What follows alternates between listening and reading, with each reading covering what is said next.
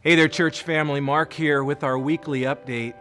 And as this virus continues to spread, and as we, with concern and with prayer, watch what's going on in our community, in our nation, and throughout our world, we continue to be hopeful. We are prayerful that God is in control and we will get through this, right? I mean, we don't know how long it's going to go, but we know that there's the opportunity for us to be better on the other end of this.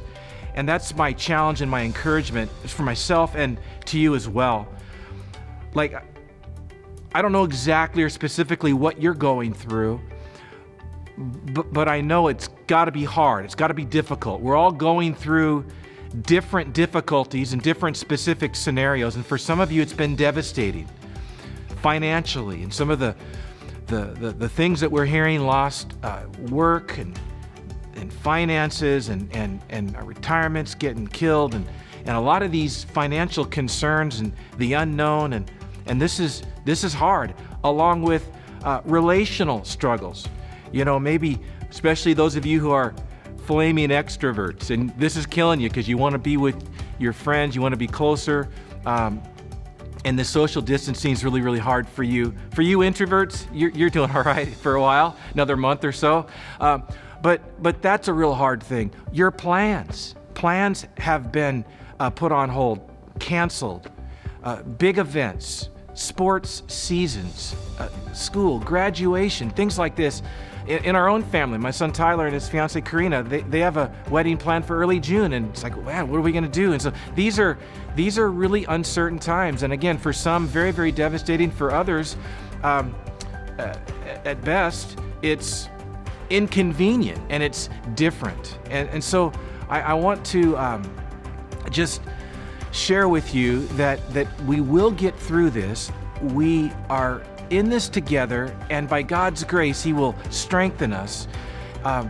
What I want to encourage us with right now is, in this time of disruption and anxiety and loss of control, I mean, whatever control we thought we had, that's just completely shot.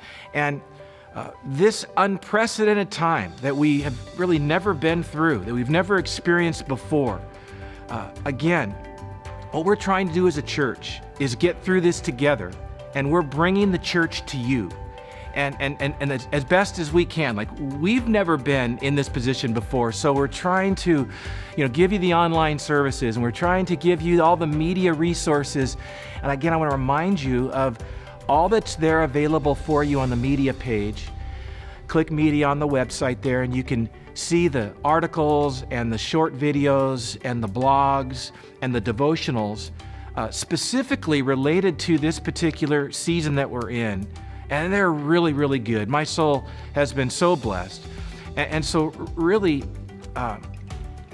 the word that's on my mind that I want to give to you here in this brief time, in this update, is deeper.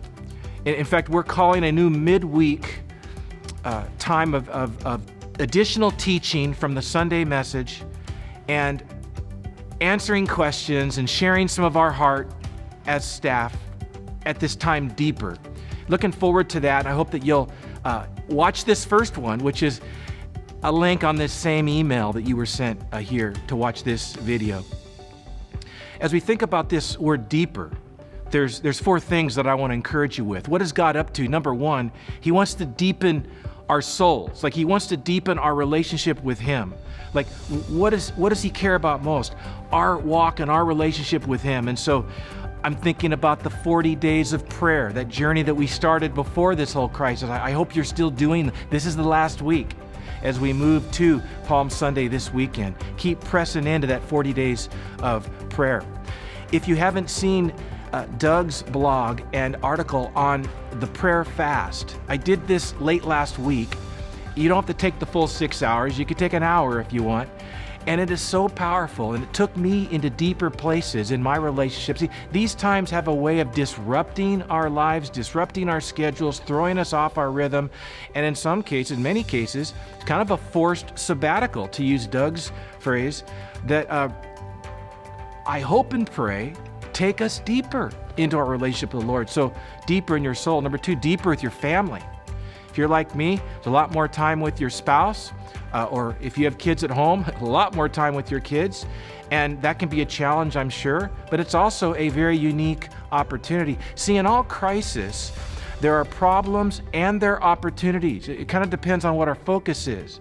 And so with our family, it's a very unique opportunity to go deeper with your spouse. Dana and I are reading a book together called Sacred Marriage by Gary Thomas. It is awesome, and we're talking through that book. There's questions in the back. Sacred Marriage by Gary Thomas. And I mean, there's gazillions of these resources that you as a couple can go deeper. The resources with your kids to go deeper that we've talked about on our website under the kids ministry and link. And so you're going to do church as a family, and you're spending more time together as a family, and you're probably eating more meals together as a family. So this is a great opportunity at the end of this that we pray we're better as family. We're better in our soul, we're better in our family.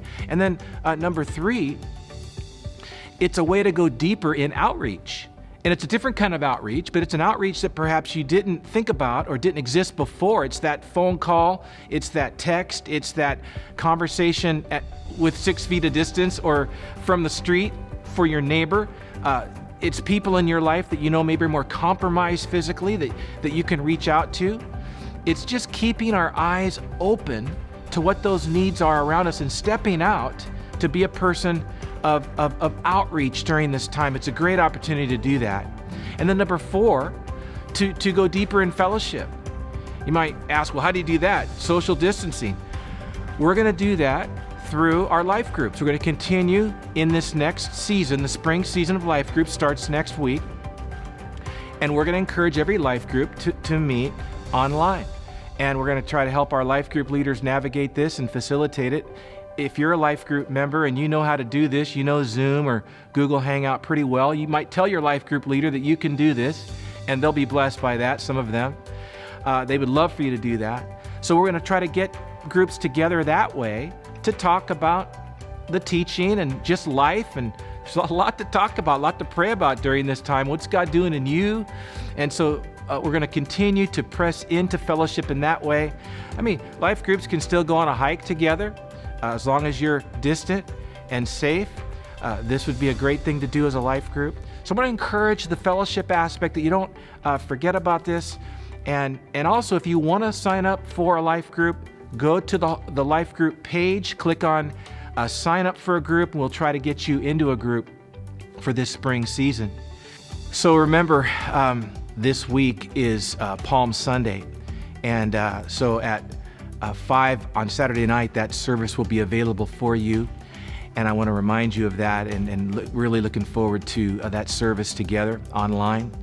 And then if you, again, need any help, any prayer, let us know. There's a contact button on the homepage of our website. Let us know. We can pray for you or connect with you or meet any of your needs. And please don't forget River Valley in your giving.